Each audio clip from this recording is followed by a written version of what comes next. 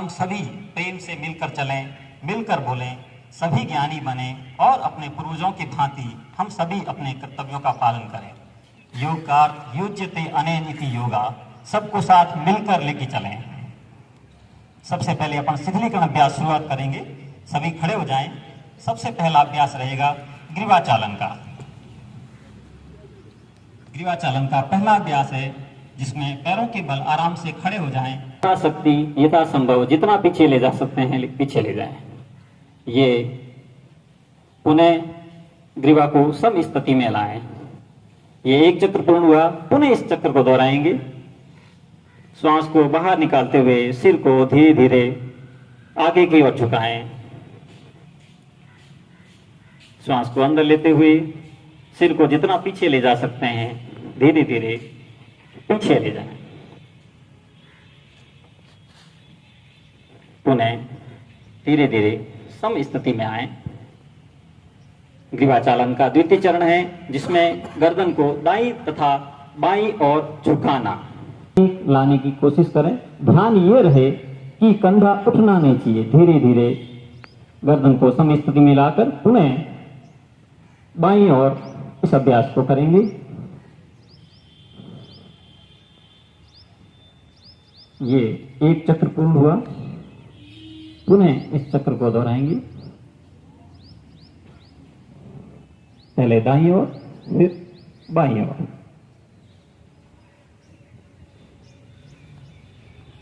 ग्रीवा चालन का तृतीय चरण रहेगा जिसमें सिर को दाएं तथा बाईं ओर घुमाना। सिर को सामान्य स्थिति में लाएं।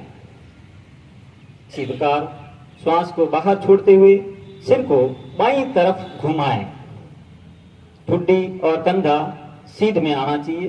बाईं तरफ घुमाएं। कमर बिल्कुल नहीं घूमनी चाहिए, सिर्फ गर्दन घूमे। पुनः सम स्थिति में आएंगे। लेकिन अभ्यास है स्कंद संचालन। स्कंद संचालन में पैर आपस में मिले हुए हो, पैर से सिर तक का हिस्सा सरलता से सीधा खड़ा रखें। बगल में अपनी दोनों भुजाओं को सिर से ऊपर उठाएं। धीरे धीरे सिर से ऊपर उठाएं। श्वास अंदर लेते हुए सिर से ऊपर उठाएं। सीधे रहे हाथ आसमान की तरफ हथेलियां हो। कुछ सेकंड तक रुकने के बाद श्वास अंदर लेते हुए वापस हाथों को सम स्थिति में लाएंगे।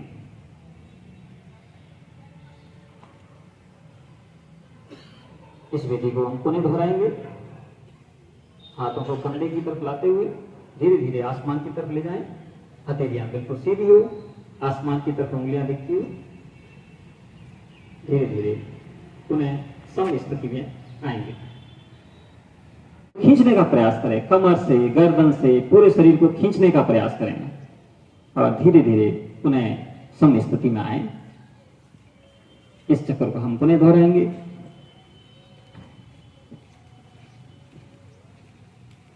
ये आसन शरीर को सुदृढ़ बनाता है और मेरुदंड स्पाइन की समस्याओं को दूर करता है।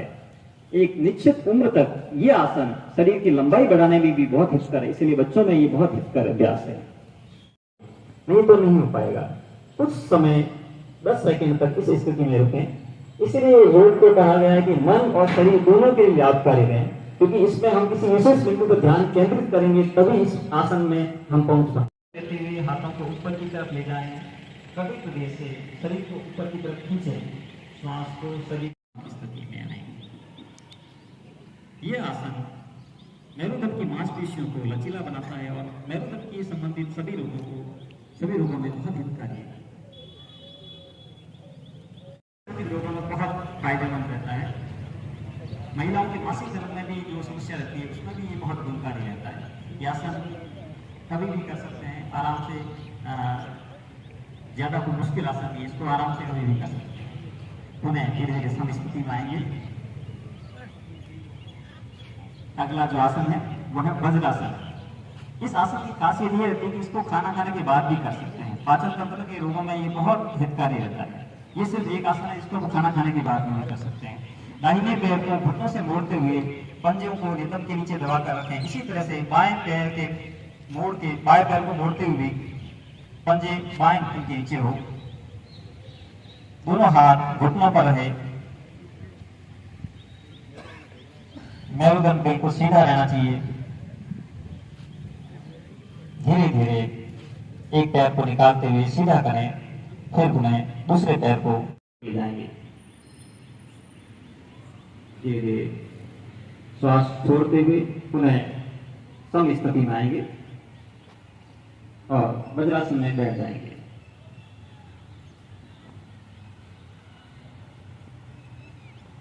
अगला आसन का अभ्यास है शशांकासन। शशांक का अर्थ होता है खरगोश। सबसे पहले वज्रासन में बैठकर दोनों पैरों के घुटनों को एक दूसरे से थोड़ा दूरी पर फैलाएं। इस प्रकार बैठना है कि पैर के अंगूठे आपस में मिले रहे, लेकिन घुटने आपस में थोड़ी दूरी पे रहे। श्वास को अंदर लेते हुए हाथों की हथेलियों को जमीन पर रखें और कोशिश करें स्वयं से उसको दूर ले जाने की। हाथों की हथेलियों को जमीन पर रखते हुए स्वयं से दूर ले जाने का प्रयास करें और अपने मेरुदंड को खींचें। जितना संभव हो सके खींचने का प्रयास करें। कमर दर्द में ये आसन बहुत फायदेमंद रहता है, लेकिन जिनको बहुत ज्यादा कमर की समस्या है या उनको ऑपरेशन हो रखा है कमर का, वो नहीं करें। धीरे धीरे हाथों को पुनः खींचते हुए अपनी तरफ लाएं और घुटनों को आपस में जोड़ दें। पुनः इस आसन का अभ्यास को दोहराएंगे। अपन घुटनों को कुछ दूरी को दबाव पूर्वक अंदर बाहर करते हुए श्वास को छोड़ें। इसमें सक्रियता पूर्वक श्वास को बाहर छोड़ना है और निष्क्रियता पूर्वक लेना है। पूरी सांस अंदर लें और जोर से सांस छोड़ने का प्रयास करें। लेने का प्रयास नहीं करें, वो शरीर अपने आप कर देगा। जोर से छोड़ने का प्रयास करें। उधर की मांसपेशियों पे दबाव बढ़ाते हुए उसको बाहर छोड़ने का प्रयास करेंगे। बहुत बढ़िया। शरीर बिल्कुल शांत होना चाहिए, लेकिन सिर्फ उधर की मांसपेशियों पे दबाव आना चाहिए, जिससे श्वास बाहर की तरफ जाए और श्वास शरीर के अंदर अपने आप आता रहेगा। वो निष्क्रियता पूर्वक है। सक्रियता पूर्वक सिर्फ श्वास को बाहर छोड़ना है। जब भी थक जाए पुनः गहरी सांस लें और गहरी सांस लेते हुए पुनः बाहर निकालने का प्रयास करें।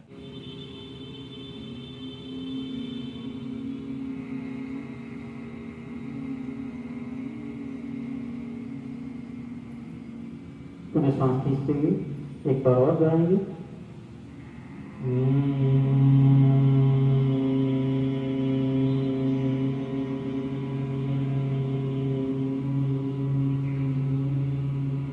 इस संसार में परमात्मा की सुंदर रचना परमात्मा का ही प्रतिरूप है। उसी अपने आंतरिक चैतन्य स्वरूप को महसूस करते हुए कुछ कमेंट्रीज के द्वारा आपको एक आंतरिक जगत की यात्रा पर ले चलते हैं। अपने मस्तक में आंखें बंद करके दो आंखों के मध्य एक लाइट को दीपक की लौ की तरह अनुभव कीजिए। मैं यह चेतना हूँ जो मस्तक के बीच विराजमान हूँ। सारे शरीर का संचालक मैं हूँ। मैं चैतन्य हूँ। इस जड़ शरीर में मेरी वजह से ऊर्जा है। जीवन भर के समस्त संघर्षों का सामना करने के लिए स्वयं को इम्प्रूव करने के लिए अपने आसपास के वातावरण, व्यक्ति, प्रकृति सब में सुंदर प्रकंपन फैलाने हैं। तो चलिए संकल्प करते हैं। मैं शुद्ध आत्मा हूँ। मैं इस संसार में अपने दिव्य परम धाम से विशेष कर्तव्य के लिए अवतरित हुआ हूं। मेरा जीवन प्रभु का उपहार है।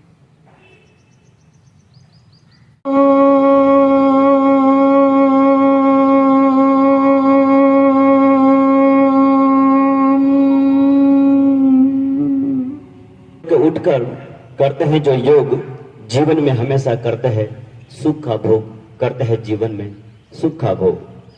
तरह तरह की बीमारियों से, तरह तरह की बीमारियों से हमें बचाता है योग। नष्ट हो जाते हैं सारे कष्ट जो करते हैं नियमित योग, जो करते हैं नियमित योग। सदा जीवन में वह तंदुरुस्त रहते हैं, सदा जीवन में वह तंदुरुस्त रहते हैं जो योग को प्रतिदिन नियत से करते हैं, नियम से करते हैं। बहुत बहुत आभार। अब मैं निवेदन करना चाहूंगा वीडियो साहब श्रीमान चंद्राराम जी बिश्नोई साहब से निवेदन रहेगा कि आज के इस अवसर पर अपने धन्यवाद ज्ञापित करें।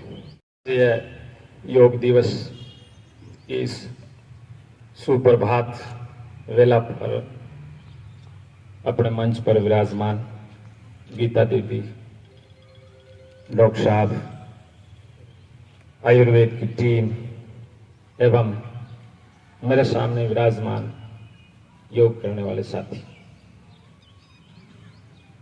आज की इस जिंदगी में योग कितना जरूरी है वो तो अब हम सबको ध्यान है।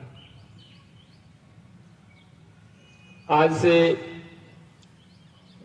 20-25 साल पहले अपने देश में लगभग 15 या 20% लोग ऐसे थे जिनकी जीवन शैली थी, जिनको योग की जरूरत थी। लेकिन 70-80% लोग जो कहते हैं कि भारत की जनसंख्या 80% गांवों में निवास करती थी, जोरावर जी, वो सारी योग ही कर रही थी, योगी क्रियाएं हो रही थी, व्यायाम वाला उसकी जीवन शैली थी। लेकिन आज गांव से लगाकर छोटी सिटी, महानगर, लगभग सबकी जीवन शैली एक जैसी हो गई है ना। अब आप गांव में जाके देख लो, शारीरिक अभ्यास वाले जो कार्य खेती में या दूसरे घरेलू काम करते थे वो काम बहुत कम हो गए। और उसमें भी की ओर आएंगे, कोशिश करें अब उठे धीरे धीरे, इनके जितने हो रहे इतने हो रहे हैं तो अभ्यास करें। आज, कल, महीने भर बाद, 2 महीने बाद अभ्यास होने के बाद आप धीरे धीरे ये कमर दर्द के लिए विशेष लाभदायक है। जिसकी कमर में बहुत दर्द रहता है उनके लिए विशेष लाभदायक है। पुनः श्वास करेंगे, पुनः करेंगे। अब दूसरा भाग जिससे हो उसी को करना है, मैं करके दिखा देता हूँ। दूसरा भाग इसका श्वास को गहरा करेंगे, श्वास को छोड़ेंगे, कोहनियों को जमीन पर लगाएंगे और नाक को घुटनों से लगाने का प्रयास करें।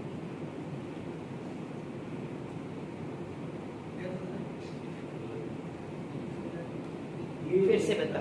अभ्यास करने के बाद ही ये संभव है, क्योंकि अभी आपकी कमर पूरा कमरा बन चुका है, इसलिए इसको कमर बनाना पड़ेगा, टाइम लगेगा, पर नित्य अभ्यास में संभव है। फिर से एक बार श्वास भरेंगे, श्वास को छोड़ेंगे, कोहनियों को जमीन पर लगाएंगे, गर्दन पीछे, बायां हाथ दाएं पैर पर, गर्दन पीछे, कमर के लिए विशेष लाभदायक है। ये इसका भाग पहला। दूसरा हो तो ही करना है, बाकी बताना जरूर। श्वास को भरना है, फिर कान को घुटनों से लगाना है, कान को घुटनों से लगाना है, सिर को घुटनों से लगाना है, झुकना है।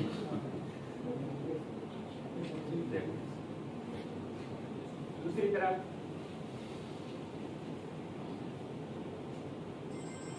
अभ्यास होने के बाद इसका भाग तीसरा, इसको बोलते हैं भू नमन आसन। और नाक को धरती माता को प्रणाम करेंगे,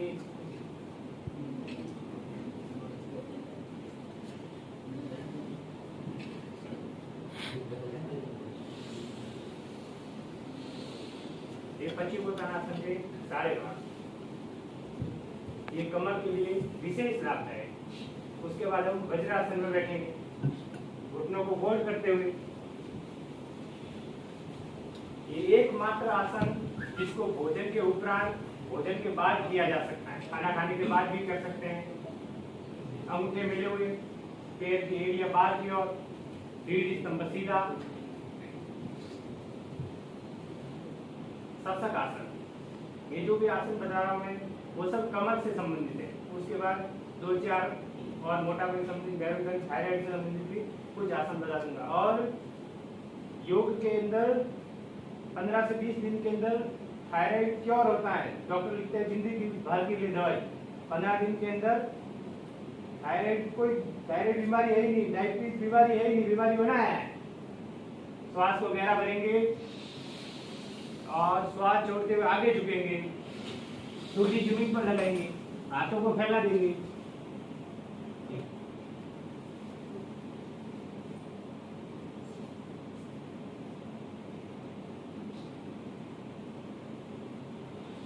पुनः श्वास भरते हुए ऊपर आएंगे।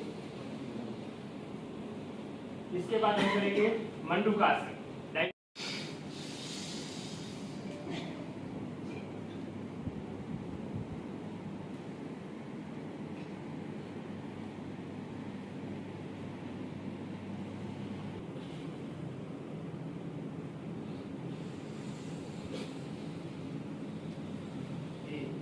इसको अभ्यास के तौर पर 10 से 15 बार। इससे डायबिटीज तो क्योर होती है, कब्ज, एसिडिटी, पाचन से संबंधित जो भी समस्याएं, जिनके नाभि डिगने की समस्या रहती है, बोलते हैं पेसूटी का इधर उधर होना, उसके अंदर ये सबसे। और पेसूटी के अंदर तो उत्तान पादासन करवाते हैं तो हाथ ठीक हो जाते हैं, वो भी आपको बता देंगे। पर उसमें थोड़ा सोने का है, आप करना मत, देख लेना। टच हो रहे हैं तो टच होने का भी रखते, सर सिर के ऊपर होंगे, हाथ पूरे कौनी नीचे दोनों तरफ। गोमुखासन,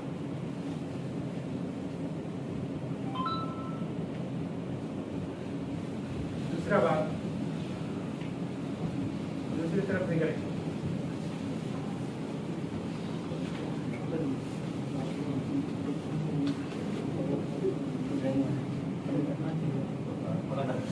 बड़ा मुश्किल लग रहा है, शरीर का अभ्यास नहीं है, इसी कारण से। अगर आप चाहते हैं कि दिन के 24 घंटे अच्छे से निकले तो आपको 1 घंटा शरीर को देना पड़ेगा।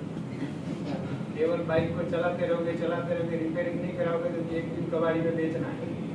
तो शरीर का सोच लो, जो पसीना नहीं टपकाएगा फिर उसको खुद को टपकना पड़ेगा। दिए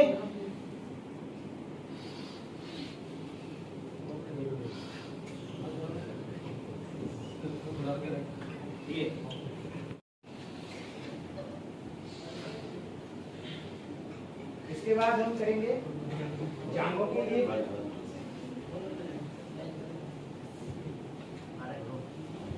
इसको बोलते हैं जैसे हो कोई इतना हो, इतना ऐसा कुछ नहीं। इसको योग प्रोटोकॉल के अंदर वीरासन कहा गया है। बाकी हम इसको गणक बुलाइए, आप इसलिए आसन भी बोलते हैं। इसको ऐसे जांघों के लिए विशेष, जो ज्यादा मोटे हैं, जिनकी जांघें आपस में टकराती है वगैरह, ये सबसे वेरी इंपॉर्टेंट मोटापे के लिए।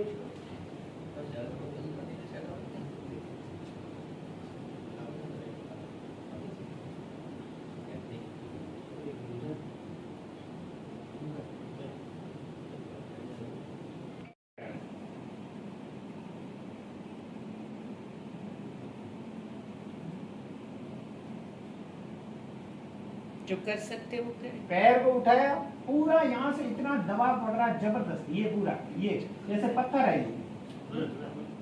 कोई 1-2 करके देखो, पता चलेगा। करो, जो कर सकते करो, ट्राई करो। घुटना मुड़ना नहीं चाहिए। पैरों को 30 डिग्री तक उठाए, थोड़ा नीचे, थोड़ा और नीचे, बस यहाँ रोक कर रखे। 30 गिनता हूँ तब तक, क्योंकि मेरे तो 30 हो गए, फिर भी गिन लेता हूँ। 1 2 3 4 5 6 हो गया बस। ये तो ये दिखता आसान है, पर जितना कष्ट को यथाशक्ति इसमें करना है, क्योंकि इसमें आप शक्ति लगाओगे तो शरीर का कुछ होने वाला नहीं। बाकी जब आगे झुकने के लिए करते हैं तो हो सकता है कि आपके कहीं दर्द क्या हो, कोई ये गलत है। कोई अगर ये ऐसे कर रहा है, ये गलत है। श्वास को ऊपर नहीं, श्वास को बाहर फेंकने का अभ्यास करना है।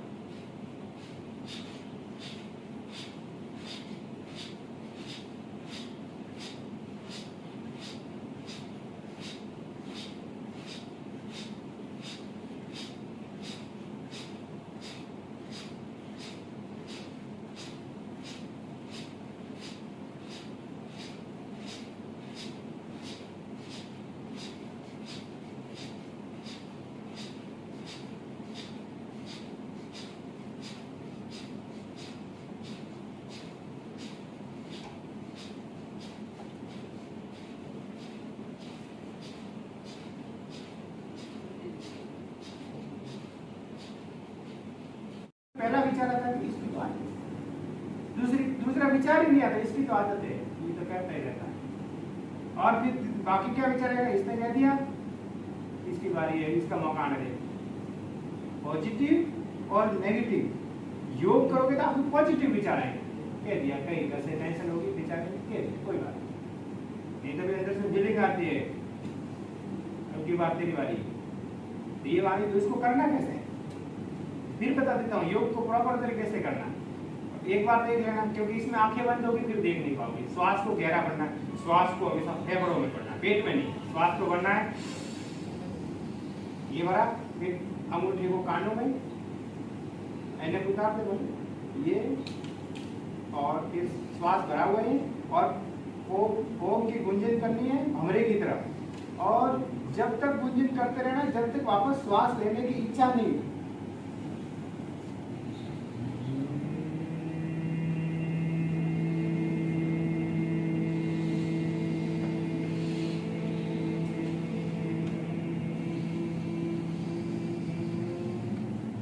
पुनः श्वास भरें,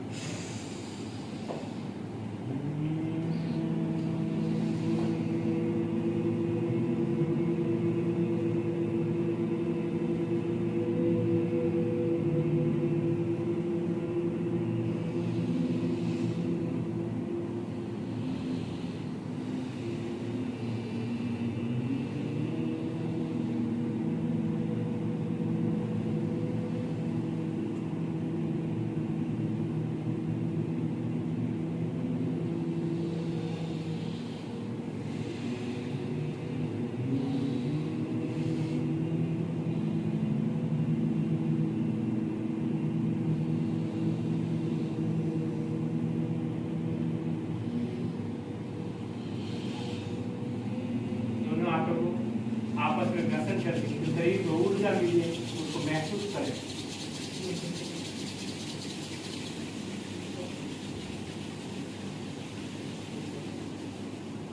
अब थायराइड के लिए उसको हम उज्जाई प्राणायाम करवाते हैं, कपालभाति अनुलोम विलोम तो करवाते हैं आधा घंटे, उसके साथ उज्जाई प्राणायाम।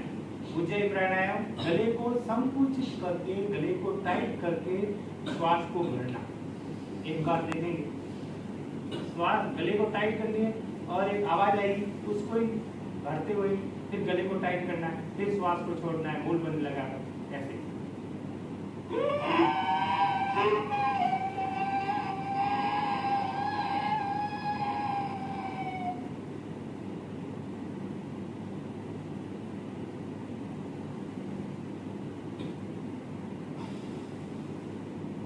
इसको बोलते हैं मूल बंद। गले को टाइट करके पहली बार में थोड़ा अभ्यास नहीं होता है, और तो धीरे धीरे अभ्यास होने के बाद गले को टाइट कर कर फिर करना है। जिसको थायराइड हो रखा है उनके लिए तो 100% क्या 200% क्योर होता है, नहीं तो डॉक्टर गोली 150, 75, 200 गोली बढ़ती रहती है, बीमारी बढ़ती रहती है। बाकी इसकी लोग अपने हिंदुस्तान के अंदर तो योग फ्री है, बाकी दूसरे देशों में चले जाओ वहाँ पर बड़ी बड़ी फीस है। हरी पॉपुलर की चीजें किसी को पसंद नहीं आती। बाकी योग हमारी खुद की विद्या है, यही सही बात निकली और लोगों ने अच्छे तरीके से उसको अपना लिया। पुनः एक बार करते हैं उज्जाई प्राणायाम। श्वास को, गले को टाइट करते हुए श्वास को भरेंगे।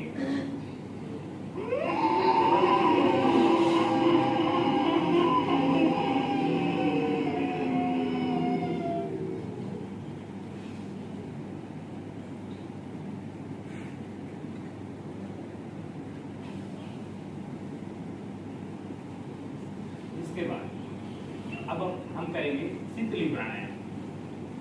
शीतली प्राणायाम विशेष करके जिनके चेहरों पर फुंसी की समस्या रहती है, आंखों के नीचे काले धब्बे रहते हैं, अनेक प्रकार की स्किन से संबंधित जो भी समस्याएं हैं, तो जीभ को फोल्ड करें और फिर जीभ के माध्यम से श्वास को अंदर भरना है और फिर रोक कर ऐसे।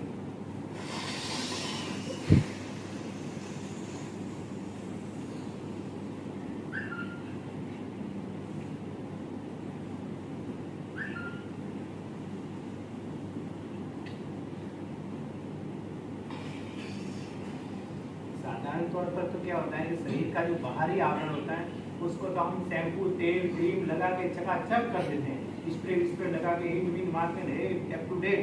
पर शरीर का जो अंदर के जो भाग है वो अदृश्य है, न तो हमें दिखाई देते हैं।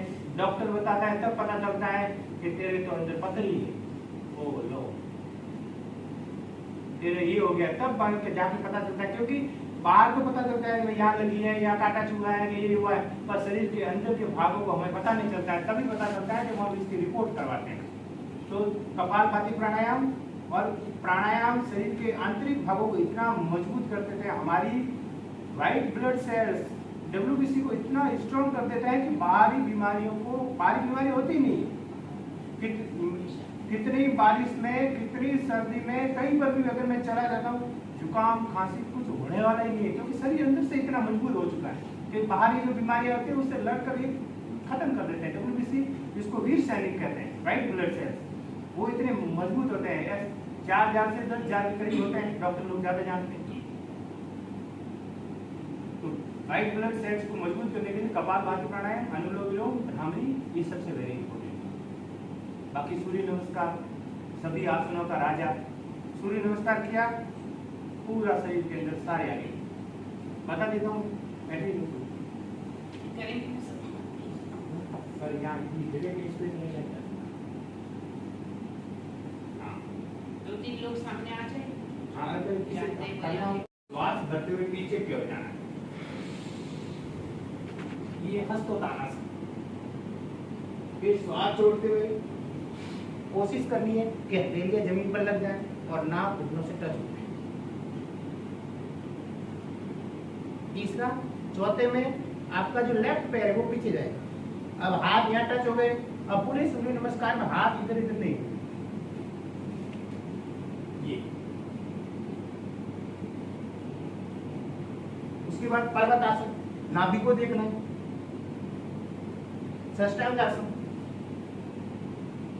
फिर भुजंगासन, फिर पुनः पर्वतासन। अब आपका लेफ्ट पैर आ गया है, पुनः पादहस्तासन, पुनः पीछे झुकेंगे। ये पूरे 12 भाग हैं। अगर इसको 12 को 12 बार कर दिया जाए तो 100 से ज्यादा सूर्य नमस्कार हो जाते हैं। पूरा शरीर एकदम सेट करना पड़ता है। बाकी देख लें, अगर अपन सोचते तो बहुत है, दिमाग में विचार सब क्या आ रहा है, अब से जरूर करेंगे, पर नियमित नहीं हो पाता है।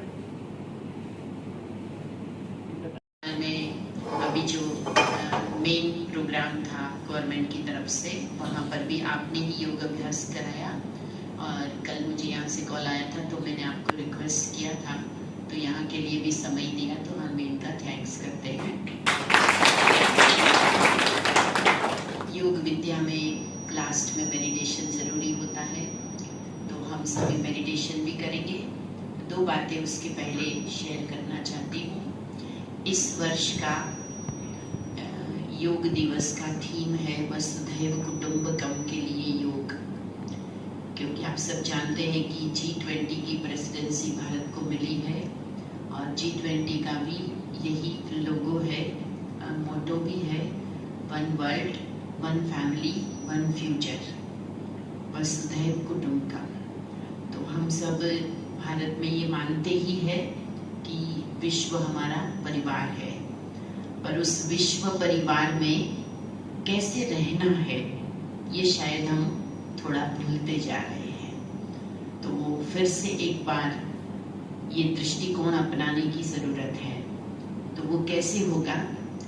हम खुद से अगर रोज थोड़ी देर बातें करते हैं तो अपने आप की कमियां नजर आती है, ऑब्जर्व कर पाते हैं कि मैंने पूरे दिन में क्या तो गलत किया, नहीं बोलना चाहिए ऐसा बोला, नहीं करना चाहिए ऐसा किया, नहीं सोचना चाहिए ऐसा सोचा। तो जो कहते हैं कि mind your language, mind your action, अभी कहा जाता है माइंड योर माइंड। ये भी देखो कि आप क्या सोच रहे हो।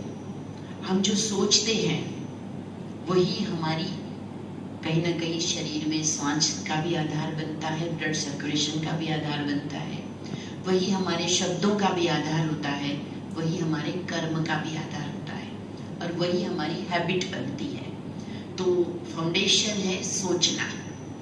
तो हमारी सोच बदलने के लिए ध्यान, मेडिटेशन बहुत आवश्यक है। जब बीज ही गलत होगा तो हम पेड़ के ऊपर के फलों को बदल नहीं सकते हैं। पहले बीज अच्छा डालना है। तो बीज हमारा विचार है, तो विचारों को शुद्ध करना है। तो मन और बुद्धि को प्रतिदिन एकाग्र करके एक बिंदु पर कुछ समय तक टिकाना है। वो बिंदु केवल स्थूल नहीं, लेकिन वो ईश्वर परमात्मा को अगर हम सामने रखते हैं तो वो सारे ब्रह्मांड की समस्त एनर्जी का वो केंद्र बिंदु है, सोर्स है, सूर्य की भांति है। तो जब हम ध्यान करते हैं तो उस परमात्मा से अपने मन और बुद्धि को जोड़ते हैं। परमात्मा से जब शक्ति और शांति आत्मा में आती है, हमारे मन में प्रवेश होती है, क्योंकि साइकोलॉजी का नियम है where attention goes, energy flows, and when energy flows, things will grow. जहाँ भी आपका ध्यान जाएगा वहाँ आपकी एनर्जी चली जाएगी, और जहाँ आपकी एनर्जी लगेगी वो चीजें बढ़ेगी। तो हमें अपनी एनर्जी को, जो सारा दिन हम इसने ऐसा बोला, ये ऐसा दिखता है, वो वैसा दिखता है, ये ऐसा नहीं करता, वो वैसा नहीं करता, कितनी सारी चीजों में हम अपनी एनर्जी सारा दिन लगा देते हैं। तो प्रतिदिन मेडिटेशन करने पर हमारा अपने ऊपर ध्यान जाए। फिर हमें ये सोचना है कि ओरिजिनली मैं कैसी हूँ। अभी तो मैं चाहे थोड़ा गुस्से वाली हूँ, थोड़ा आलसी हूँ, थोड़ा बीमार हूँ, थोड़ा मैं पोस्ट पोजीशन में पीछे रह गई हूँ, थोड़ा मैं स्ट्रगल कर रही हूँ, ये मेरा प्रेजेंट टाइम है। लेकिन ओरिजिनली मैं क्या हूँ, उस रूप में रोज कुछ दिन टिकना है। तो चलिए हम सभी एक तो ये अभ्यास करेंगे। दूसरा, योग का मतलब होता है जोड़ना। जोड़ना क्या है? अपने बिखरे हुए संकल्पों को जोड़ना है। जैसे एक लेंस होता है, जब आप धूप में लेंस रखते हैं तो कागज के ऊपर आप उसके बिंदु को कंसंट्रेट कर लेते हैं तो कागज जलने लगता है। वही कागज उसी धूप में 10 साल तक पड़ा रहता है लेकिन जलता नहीं है।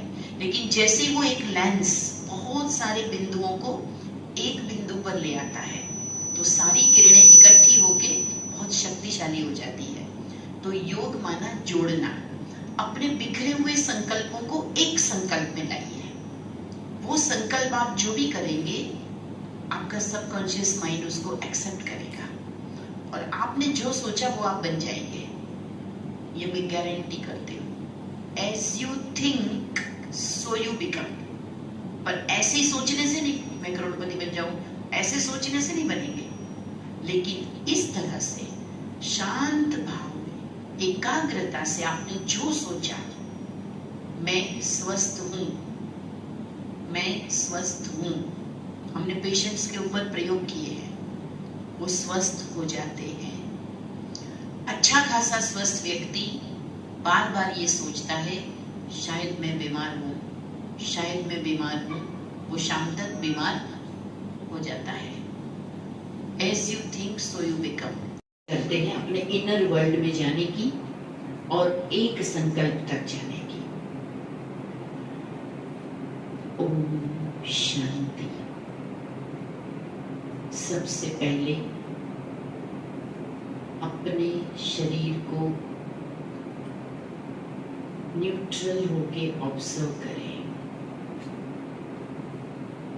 मेरा यह शरीर बिल्कुल स्वस्थ है, स्थिर है।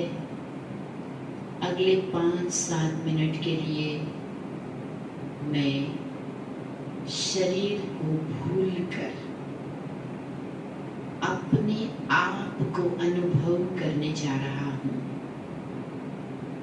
जो मैं बोल रहा हूँ वो मैं शरीर नहीं, शरीर के अंदर विराजमान आत्मा हूँ, प्राण हूँ, चेतना हूँ।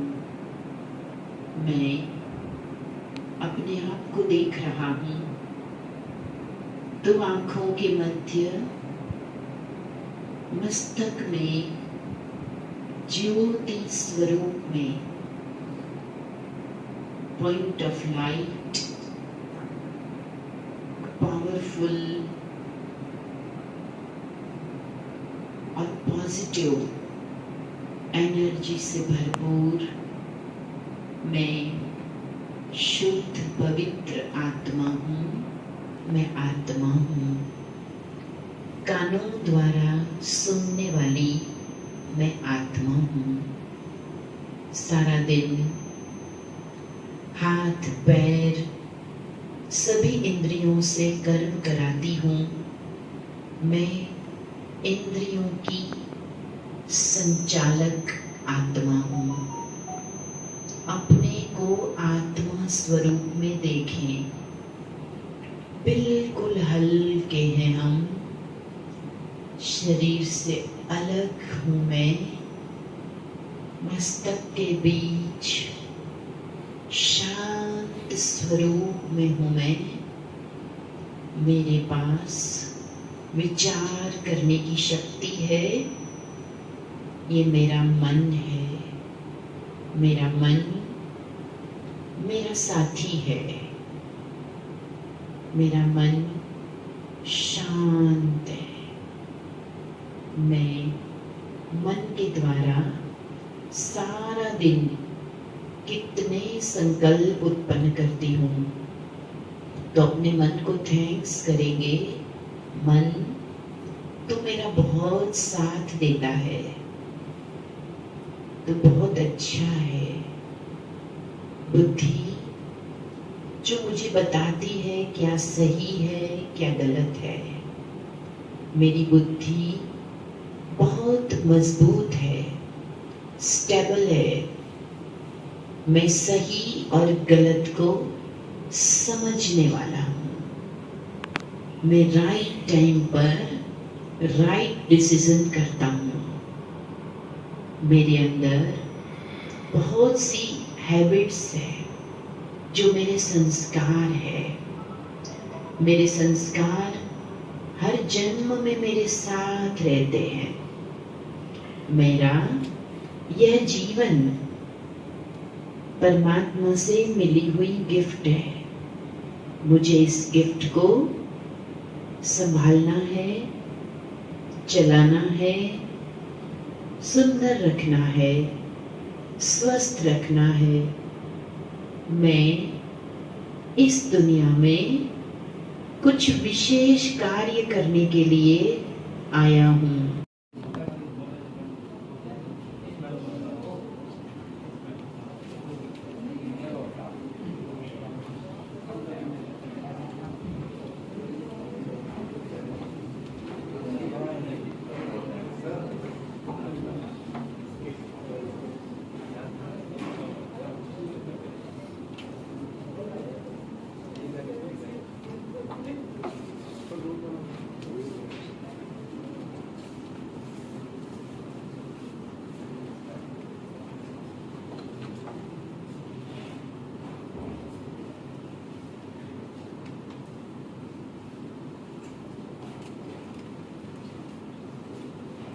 स्टडी पास में हो, स्टडी सेंटर